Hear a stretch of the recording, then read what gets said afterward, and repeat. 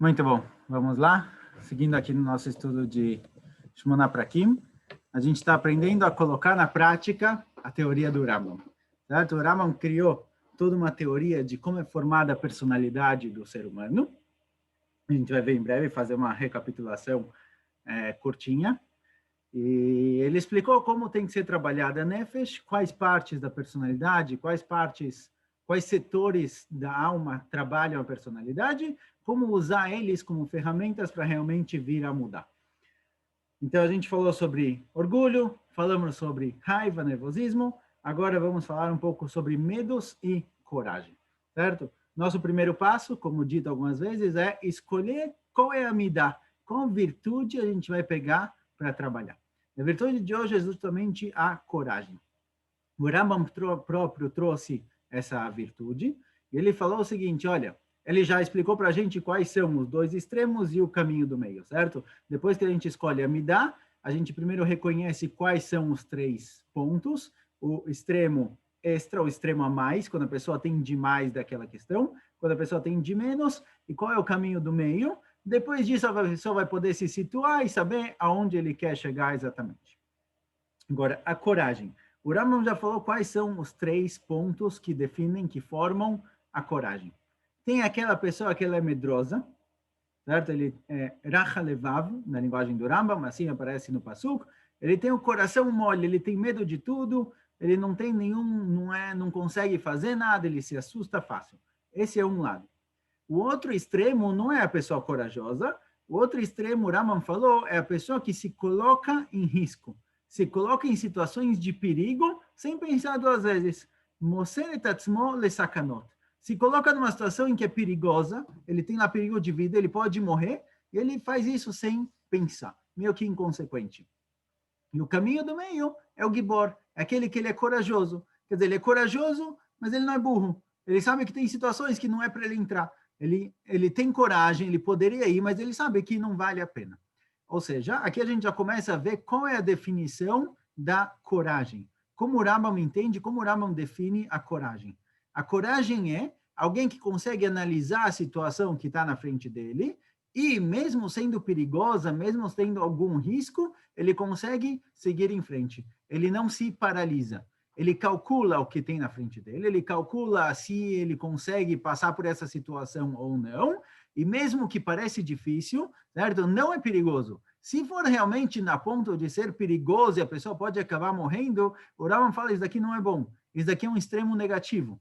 Não é perigoso, é difícil, mas ele sabe que ele tem forças, ele consegue passar por aquilo, então ele segue em frente, ele não se paralisa. Aquele que é medroso, ele fica paralisado, ele fica para trás. Aquele que tem coragem demais, digamos assim, ele chegou no outro extremo, ele vai, independente dos riscos, ele é completamente inconsequente.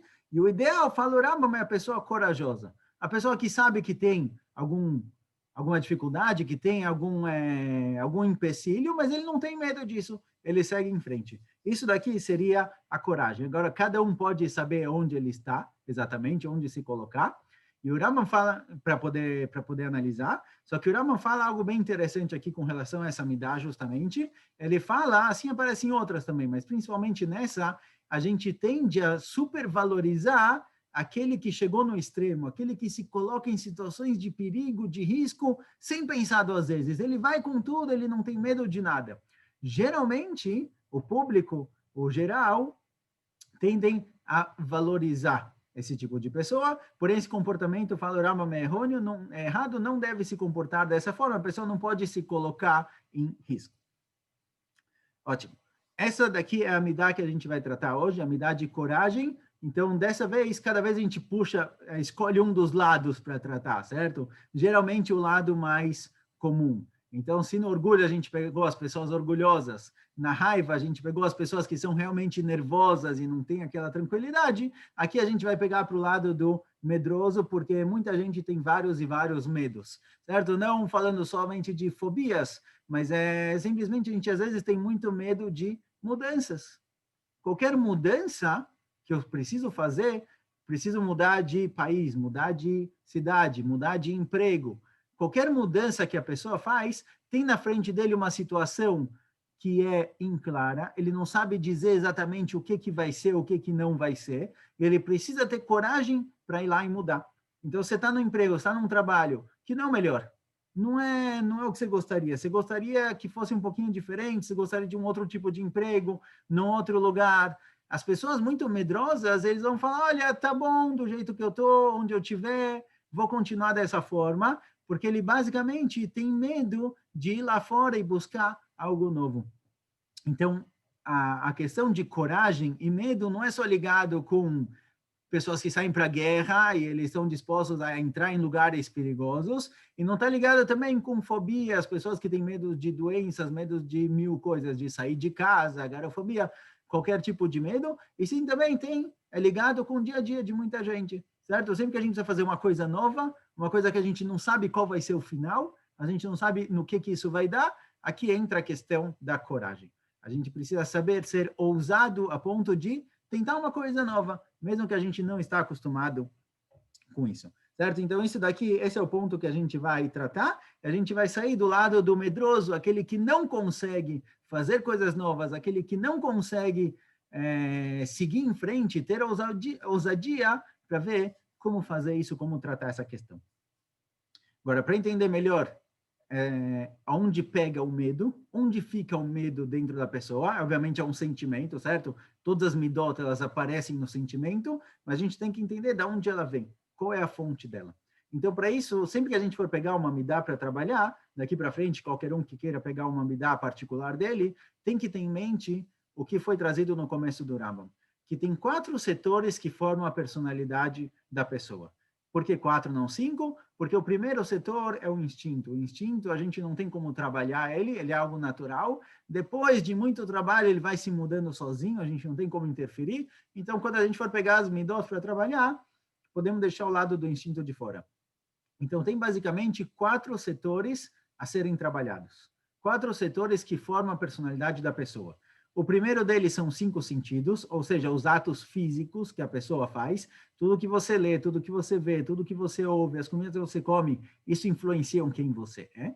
Tem o segundo, que o Rama falou lá no crescimento, no desenvolvimento da pessoa, é a imaginação. Tudo que a pessoa imagina e sonha e almeja, tudo isso influencia quem a pessoa é. O terceiro são os próprios sentimentos, as coisas que a pessoa gosta, que ele se obriga a forçar, isso daqui influencia a personalidade dele. E o quarto é o intelecto, o racional. O que a pessoa pensa, o que a pessoa aprende, isso daqui influencia quem ele é. Os 2 lados que a gente pode trabalhar, de acordo com o Rambam, os 2 lados que a gente pode realmente controlar e forçar algum comportamento, é o lado dos 5 sentidos, dos atos físicos e do racional. Sobre esses 2 a gente tem controle. Sobre o sentimento, a gente não tem um controle direto. E nem sobre a imaginação. Você não tem como controlar a sua imaginação quando você está dormindo, os sonhos que aparecem na pessoa. A gente não tem controle sobre o lado imaginativo do pensamento. Então, a imaginação e o emocional são setores que a gente não consegue controlar eles diretamente. Então, a forma de controlar eles, mudar eles, é através dos 2, não exatamente extremos, mas dos 2 externos, certo? Os atos físicos e o racional. Quando a gente trabalha esses 2, a gente consegue influenciar o pensamento, a imaginação e o emocional. Então, o que a gente tem aqui agora? Se a gente pegar a questão de coragem, medo, ousadia, onde isso se encontra? Onde estão os medos que a gente quer trabalhar? Os medos se encontram basicamente no sentimento e na imaginação. Por quê? Porque quando você tem medo de alguma coisa, significa que não é algo conhecido. Não é algo que você já conhece, certo? Geralmente, as coisas que você conhece no dia a dia, você não tem medo delas, porque você sabe como a coisa vai acabar. Se você assiste um filme de terror que você sabe o fim, raramente você vai ficar assustado, se você sabe o que vai acontecer na próxima cena. O medo aparece quando tem algo que a gente não sabe como vai acabar. Algo inesperado, algo obscuro para a gente ainda. E esse medo, ele fomenta, desculpa, esse medo não, essa falta de saber a continuação, a falta de saber, de conseguir imaginar o que realmente está acontecendo, ele alimenta o sentimento de medo. Então, quando a pessoa tem quando a pessoa sente medo, quando ele começa a imaginar 1000 finais diferentes de como aquela situação pode acabar. Então, a pessoa vai fazer uma entrevista de trabalho, certo? Na entrevista de trabalho, você não sabe o que vai acontecer. Você não sabe o que ele vai perguntar, você não sabe o que você vai responder, se você vai ter resposta, se a resposta vai ser boa, se ele vai gostar de você, se você, sem querer, vai acabar derrubando um copo de água e molhando a mesa, estragando tudo. Você não sabe o que vai acontecer. Então, vem a imaginação e começa a imaginar e criar 1000 opções diferentes para o fim daquela situação. Isso daqui vai gerando o sentimento de medo dentro da pessoa. O que pode acontecer? Então, o emocional e as imaginações, juntos, eles vão formando justamente a questão do medo da pessoa. Para trabalhar isso, a gente vai ter que vir de fora. A gente vai ter que vir com os atos e com o racional. Agora, já que a gente falou da imaginação faz muito tempo, e ela é muito conectada justamente com a nossa midá, porque justamente ligado com a questão de medo, de coragem, porque, como a gente falou, o medo e a coragem, eles aparecem em uma situação em que a gente não sabe o fim dela. A gente só pode imaginar o que vai vir a acontecer. Então, a questão da imaginação aqui é extremamente forte. Por isso, vamos recapitular um pouquinho o que a gente viu lá atrás, e talvez tentar deixar um pouquinho para tentar entender melhor o que acontece aqui. A gente viu qual é a diferença entre a imaginação e o pensamento racional. Como se divide entre os dois? Os dois acontecem no cérebro, certo? Os dois acontecem na cabeça. Então, como eu sei se o que eu estou pensando é uma imaginação sem pé nem cabeça, é só um sonho, é só uma fantasia, ou se aquilo é um pensamento real, válido, que eu posso considerar ele? Então, lá atrás a gente explicou, quando a gente estava já ainda no primeiro capítulo do Rambam, a gente falou que o racional, ele tem uma lógica, certo? Ele segue um pensamento lógico, um depois do outro, fazem sentido. Eu posso colocar aquilo no papel e vai fazer sentido. E o imaginário, a imaginação, não necessariamente tem algo lógico, algo que faz sentido dentro do pensamento. Então, eu posso, por exemplo, pegar um elefante, pintar ele de rosa e pôr ele para viajar, colocar ele para voar, eu vou estar imaginando um elefante rosa voando, certo? Eu conecto coisas que eu pego por aí, misturo elas, independente do relacionamento entre elas, independente se faz sentido ou não essas coisas estarem juntas, e transformo isso num pensamento, num sonho, numa fantasia. Então, a principal diferença que a gente viu com relação ao racional e à imaginação é se aquilo tem sentido, se aquilo segue uma lógica, ou se é simplesmente várias e várias imagens que a gente colocou juntas no mesmo lugar. Porém, tem mais uma diferença entre a imaginação e o racional. A imaginação, ela funciona em imagens. O racional funciona em palavras, regras. Então, por exemplo, quando eu falo uma frase para alguém, qualquer frase que a gente ouve, qualquer frase que a gente fala, no ato, logo que a frase é falada, logo que a gente ouve essa frase, a imaginação já começa a funcionar. Então, se eu falo para alguém, por exemplo, amanhã eu vou com a minha família para o parque, a pessoa que está ouvindo isso, cada palavra que eu vou falando, ele vai criando uma imagem dentro da cabeça. Uma imagem nítida, uma imagem meio geral, mas de qualquer jeito, quando eu falo, eu vou amanhã, a pessoa já para pensar, certo? É muito rápido, a gente não tem esse pensamento lerdo, mas se a gente fosse acalmar o pensamento da pessoa, passar isso em 0,1 de velocidade, a gente fala, olha, quando eu penso no amanhã, eu vou pensar num calendário, eu vou pensar em alguma coisa que eu tenho para fazer amanhã, eu vou pensar que dia da semana, que dia do mês, certo? De alguma forma, o amanhã sobe na minha cabeça. Então, quando eu falo amanhã eu vou com a minha família, sobe na cabeça da pessoa que está ouvindo a definição dele para a família, ou a família própria dele, ou a família de quem está falando com ele, ou a palavra família escrita. E parque também surge a ideia de parque, cada um com o seu parque, certo? Se eu sei para que parque a pessoa está indo, eu posso imaginar o parque em si. Se não, eu tenho uma ideia de parque na minha cabeça que ela acaba subindo quando vem justamente essa questão. Porém, a imaginação, ela olha só o lado exterior das coisas. Ela olha o lado exterior da frase. Ela não consegue passar por isso. O racional, ele consegue pegar essas imagens e definir elas. Dar um sentido para essas imagens que sobem na cabeça ou para qualquer frase que for falada. Então, um exemplo simples. Você está procurando uma foto no Google. Você está precisando de uma foto para algum trabalho, para alguma coisa. Digamos que você precise, por exemplo, realmente a foto de uma família feliz. Como você procura a foto de uma família feliz no Google? Você pode escrever família feliz. Isso pode ser que vai te ajudar. Só que agora, quando você não precisa de somente uma família feliz, você precisa de um detalhe a mais, você precisa de uma situação específica, você vai ter que definir para você mesmo, você vai ter que definir exatamente quais são as palavras que representam essa família feliz. Quando você conseguir definir as palavras, na sua busca do Google, você vai ter muito mais achados. Você vai encontrar coisas que combinam muito mais com o que você está procurando. Então, a imaginação ela fica só no lado exterior da situação e o cérebro ele é capaz de analisar aquilo e chegar numa conclusão, chegar numa palavra específica que define aquela situação. Certo? Vamos explicar um pouquinho melhor essa questão? Já seguindo para o lado dos medos, certo? O que acontece? Então, digamos que alguém passou por uma situação de risco. Uma pessoa estava andando na rua, ele foi assaltado. O que a imaginação faz? Pega essa situação em que a pessoa estava andando na rua e ela foi assaltada. A imaginação vai falar para mim o seguinte: pessoas que andam na rua são assaltadas. É isso que a minha imaginação consegue ver. Ela consegue ver pessoas andando na rua sendo assaltadas. Quando eu passei por aquela situação, meio que na minha imaginação, eu crio essa situação, eu crio essa imagem de que pessoas que andam na rua são assaltadas, sem ligar nada com isso, sem tentar definir exatamente o que está acontecendo. O racional, o que ele faria? Ele diria o seguinte: olha, não é exatamente dessa forma, não é que pessoas andam na rua são assaltadas. Ele coloca mais detalhes, ele olha melhor, ele olha mais a fundo o que está realmente acontecendo, ele vai chegar em conclusões melhores. Por quê? Ele vai falar o seguinte: olha, não são pessoas que andam na rua. É alguém que ele demonstra ter dinheiro. O tipo de roupa que a pessoa usou é chamativa. Ele não está simplesmente andando na rua. Ele está andando num lugar que é perigoso. Ele está andando num lugar onde tem drogados, traficantes, ladrões. E não é simplesmente andando na rua. Ele está lá de noite, ele está num momento específico. Quando o cérebro vai fazendo esse treinamento, quando o cérebro vai trabalhando essa situação, ele vai colocando mais e mais detalhes, então ele vai criando uma forma mais clara de definir exatamente o que aconteceu ali.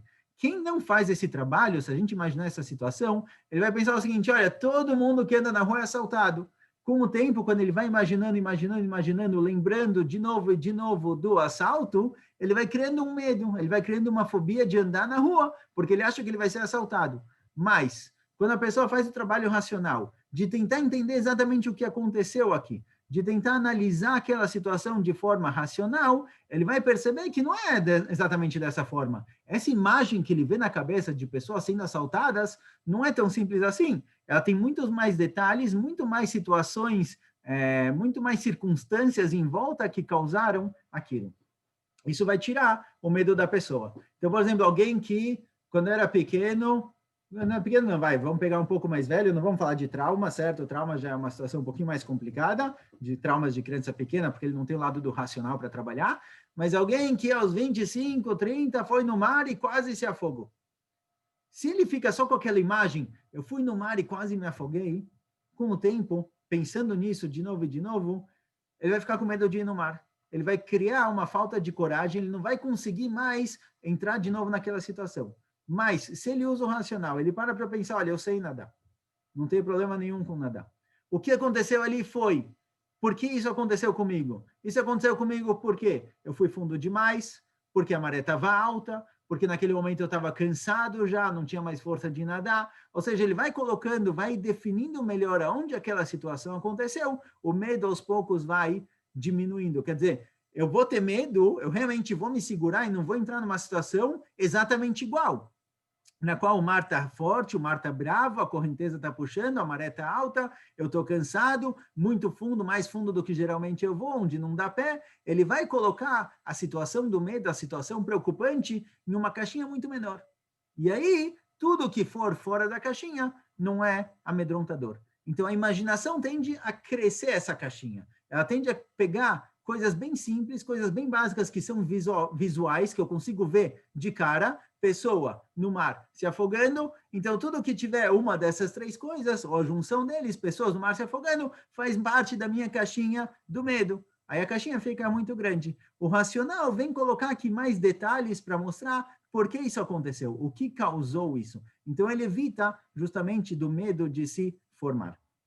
Então, essa é uma forma de usar o racional para evitar os medos, certo? Agora, alguém que tem um trauma de infância fica muito mais difícil de trabalhar, porque quando ele era pequeno, ele não tinha não tinha os kelim, ele não tinha as ferramentas para entender isso dessa forma. Então, quando ele passou por aquilo, ele não tinha como trabalhar aquilo, virou um medo que ficou parte da pessoa, e daí em diante ele não consegue mais controlar isso. Mas, se a pessoa conseguir realmente racionalizar a situação, ele vai ver que não é tão perigoso assim. Então, pega alguém que tem medo de voar, tem medo de avião. Por que ele tem medo de avião? Porque provavelmente ele leu algumas notícias que falaram de aviões que caíram. Então, o que ele faz com essa situação? Quando ele está só na imaginação, ele imagina um avião caindo e acabou. Então, se a gente perceber agora, a caixa dele é uma caixa gigante, porque tudo que tem a ver com avião tem a ver com queda. Então, todo avião cai. Cada vez que eu for subir no avião, eu vou ficar com medo. Então, o que tem a acontecer aqui? Como a pessoa evita chegar nessa situação? Ele coloca todos os outros detalhes necessários. Primeiro, ele coloca para si mesmo a estatística de quantos aviões caem.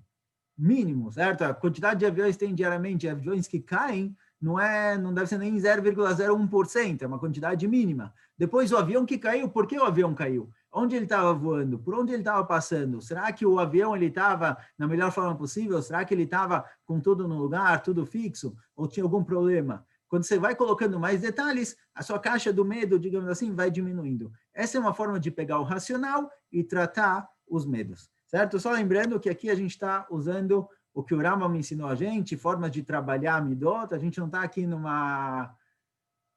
Obviamente a gente usa um pouco de psicologia, mas não dá para se basear no que a gente está estudando aqui para um tratamento psicológico, até porque eu mesmo não sou psicólogo. Então a gente vai jogando várias ideias para coisas pequenas, no dia a dia a gente consegue trabalhar, mas alguém que realmente tem algum problema com fobias, ele precisa procurar um tratamento profissional, certo? Não dá para se basear no que a gente vê aqui.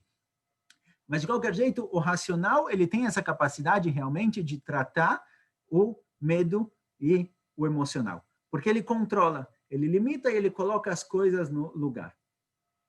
Agora, que ações são conectadas com isso, certo? Se a gente pegou o lado do racional, a gente tem que pensar agora que ações são realmente conectadas que podem ajudar a pessoa a passar por cima desses medos. Na situação em que a pessoa está sentindo medo. Quer dizer, pode ser aquele sentimento de medo, a pessoa realmente está com medo do que está acontecendo, ou simplesmente a falta de ousadia, a falta de capacidade de fazer uma coisa nova. Isso aqui também é definido como medo, certo? Não precisa ser um sentimento em que a pessoa está à noite, no escuro, ele ouve barulhos, então ele começa a imaginar mil coisas, aí ele sente medo. Pode ser realmente qualquer medo, qualquer coisa que impede a pessoa de fazer uma coisa nova, de entrar numa situação diferente, de ir para um lugar onde ele pode crescer e mudar. Tudo isso faz parte do medo.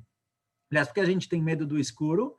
Porque no escuro a gente não tem imagem, certo? No escuro a gente não consegue ver nada. Então a imaginação começa a criar todas as coisas possíveis que podem ter no escuro. Mas quando a gente acende a luz, a gente consegue ver exatamente o que está acontecendo. Quando você começa a analisar, você tem a capacidade de analisar o que está na sua frente, o medo automaticamente some. No escuro, a caixa é gigante, porque esse barulho pode ser mil coisas. Quando você acende a luz, ela diminui. Você consegue perceber o que está causando justamente aquele barulho.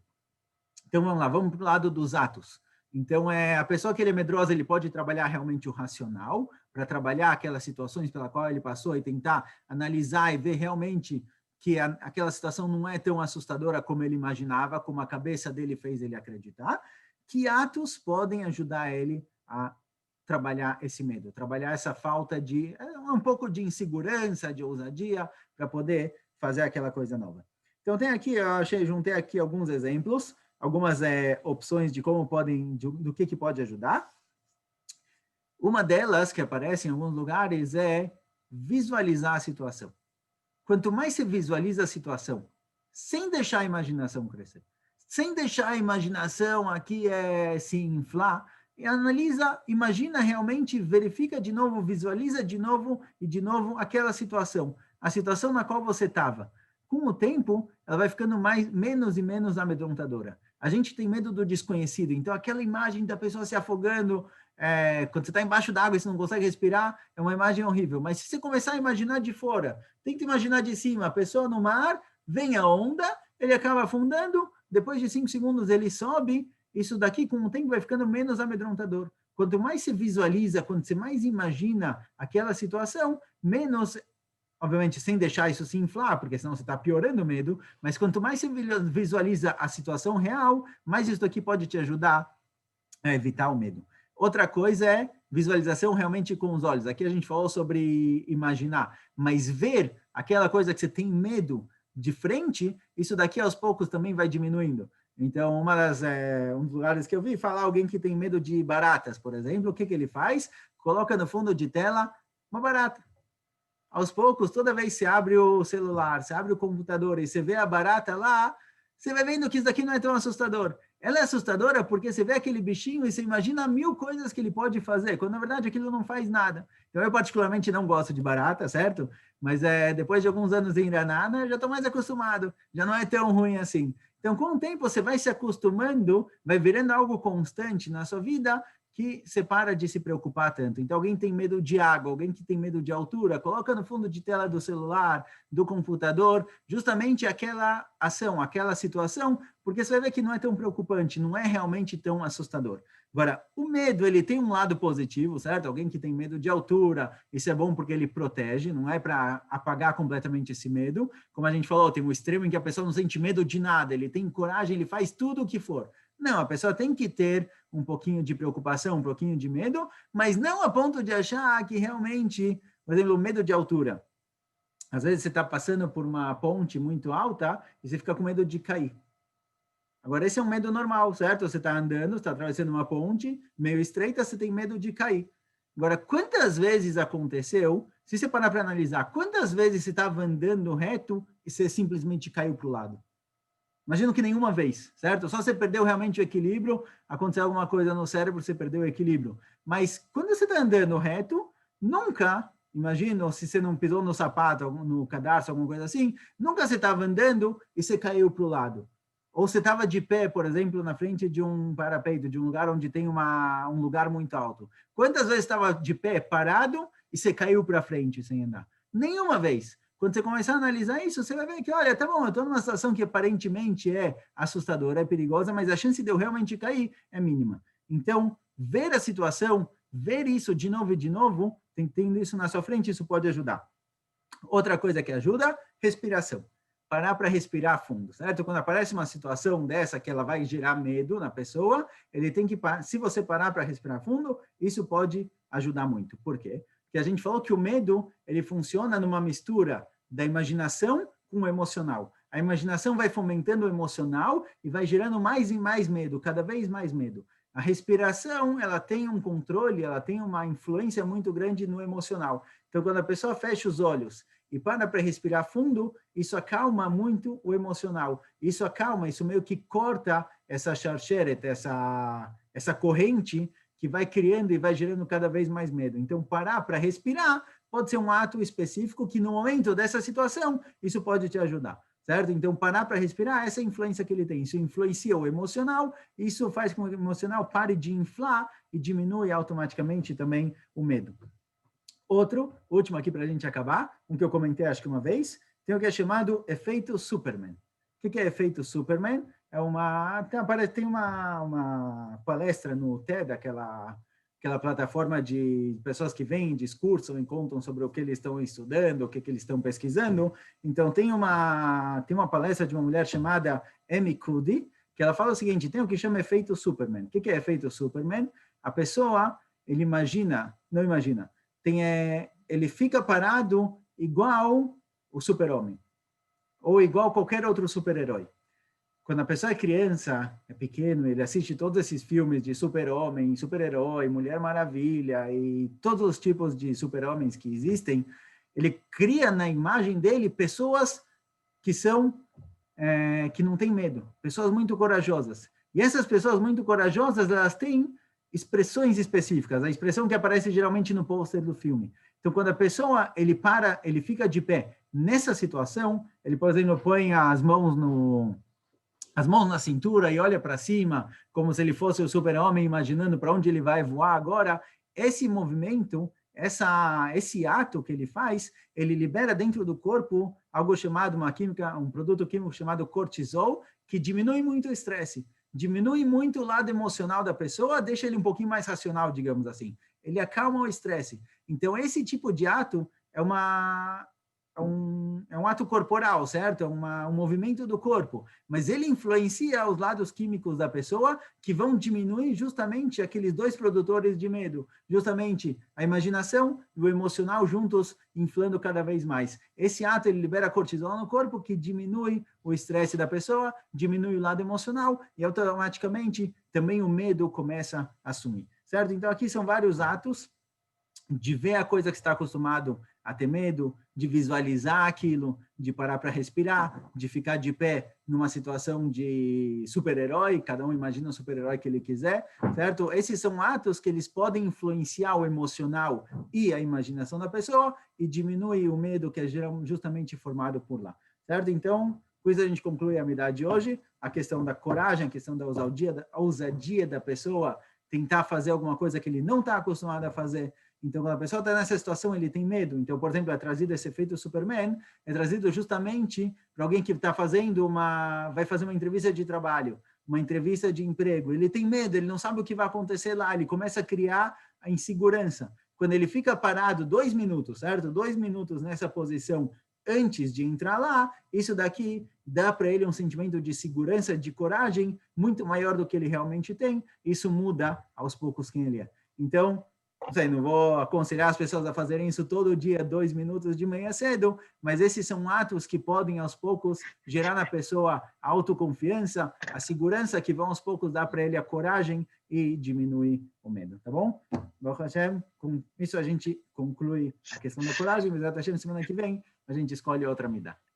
Até mais.